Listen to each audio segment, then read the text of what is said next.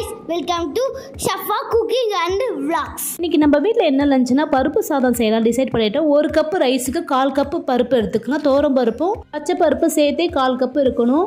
ஒரு குக்கரில் நெய்யும் எண்ணெயும் விட்டு 3 ஏலக்காய் 2 பட்டை 4 கிராம்பு போட்டு நல்லா வதங்கினதுக்கப்புறம் பெரிய சைஸ் வெங்காயத்தை குட்டி குட்டியாக சாப் பண்ணி வச்சுருக்கேன். அதையும் போட்டு நல்லா வதக்குங்க. மீடியம் சைஸ் தக்காளி ஒரு 3 நல்லா வதங்கினதுக்கப்புறம் இஞ்சி பூண்டு போட்டு நல்லா வதக்குங்க. நல்லா வதங்கினதுக்கப்புறம் மஞ்சத்தூள் 1 ஸ்பூனு, தேவையான அளவு உப்பு எடுத்துக்குங்க.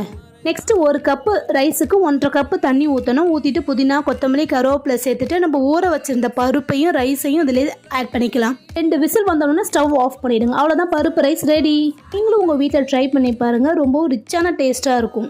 எங்கள் வீட்டில் இன்றைக்கி சிக்கன் 65யும் பருப்பு ரைஸ் தான் செஞ்சுருந்தோம். ரொம்ப சூப்பரான காம்பினேஷன். போல் இன்ட்ரெஸ்டிங்கான வீடியோ நீங்கள் பார்க்கணுன்னா எங்களோட சேனல் சப்ஸ்கிரைப் பண்ணுங்கள், ஷேர் பண்ணுங்கள், லைக் பண்ணுங்கள் கைஸ். பாய்.